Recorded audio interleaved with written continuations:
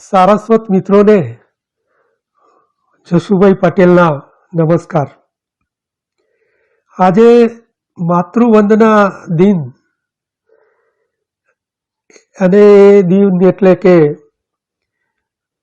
બાને, આપણી વાલી બાને, જગતની દરેક માતાઓને આજે વંદન કરવાનો દિવસ છે.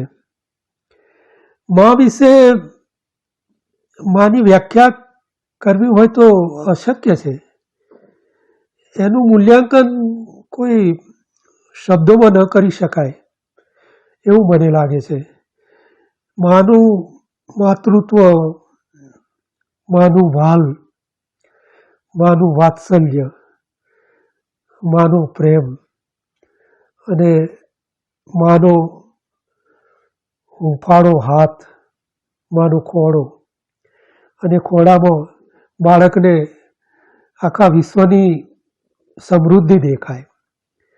જ્યારે માના ખોળામાં બાળક હોય એને તો ભર્યું ભર્યું એનું વાત્સલ્ય, માનો એના મસ્તક ઉપર જે હાથ ફરતો હોય એમાં જે પ્રેમ, એ આત્મીયતા, કારુણ્ય, આ બધી કેટલી કેટલી વાતો એમાં આવી જાય છે. માની તો વાત, માની તોલે તો આ વિશ્વમાં કદાચ ઈશ્વર પણ ન આવી શકે. એટલે જ એક ફિલ્મમાં, એક ગીતમાં મને યાદ આવે છે કે એવું કહેવાયું છે કે ભગવાનનું વાત છે કે ઉસકો તો નહીં દેખા हमने कभी, पर उसकी जरूरत क्या होगी, हे माँ तेरी सूरत से अलग ભગવાન કી सूरत क्या होगी. માં એટલે માં, બીજા બધા વગડાના વા એવું પણ આપણે ત્યાં કહેવાય છે. માની એક પ્રેમની એની વાત છે.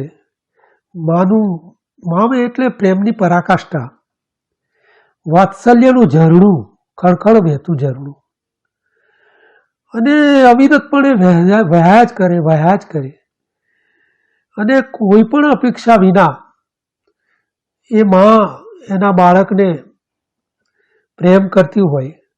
અને એ માં કે જેણે 9 મહિના પોતાના પેટમાં એ બાળકને રાખે અને કારમી પ્રસૂતિની પીડા એ પણ વેઠે હસ્તે મોડે. આવું જગતમાં ક્યાંય જોવા ન મળે. આવો ત્યાગ, આવી પરાકાષ્ઠા, પ્રેમની પરાકાષ્ઠા એ માત્ર ને માત્ર માની પાસે જ જોવા મળે. મિત્રો, આજે માની વાત આવે છે એટલે મને પણ મારી મા યાદ આવે છે અને મારું બાળપણ નજર સમક્ષ તરવરે છે. મારી બા આજે તો મારી પાસે નથી. એનો જે પ્રેમાળ હાથ મારી મસ્તક ઉપર હતો એ આજે રહ્યો નથી. આજે મને અફસોસ એક જ છે કે મારી પાસે ઘણું બધું ઈશ્વરે આપ્યું છે, પણ એ માનો હૂંફાળો, જે હાથ મારા મસ્તક ઉપર હતો એ આજે નથી. બાળપણની કેટલી સંભાળના છે મારી બા સાથેના મારા, એ આજે આટલા નાનકડા સમયમાં કહેવું અઘરું છે. પણ મને યાદ છે કે મારી બા બહુ નાની ઉંમરે વિધવા થયેલી. એ વખતે મારી ઉંમર 7-8 વર્ષની કદાચ હશે. હું 1957-58ની વાત કરું છું. અને એ ગામડાઓની હાલત, નાની વયે વિધવા થયેલી એક સ્ત્રી અને એને 3 બાળકોને ઉછેરવાની જવાબદારી, એ સંઘર્ષ મેં નજરે નિહાળ્યું છે મારી બાનું. પણ એ ક્યારે થાકી નહીં. એને સરેન્ડર ક્યાંય ન કર્યું. એ ઝઝૂમતી રહી સંજોગો સામે, કોઈ આવક નહીં, અને ઉછેરવાના 3 બાળકોને.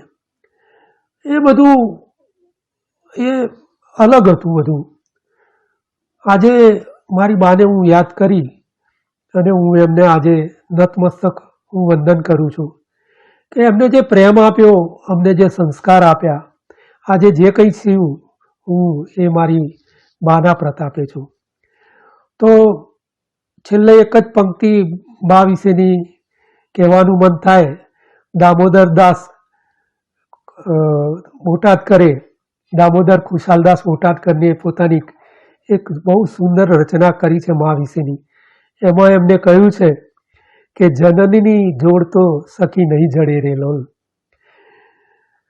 મીઠા મધુને મીઠા મોરલા રે લોલ, એથી એ મીઠી છે મોરી માત રે, જનનીની જોડ સખી નહીં જડે રે લોલ, જનનીની જોડ સખી નહીં જડે રે લોલ. નમસ્કાર મિત્રો, થેન્ક યુ સો મચ.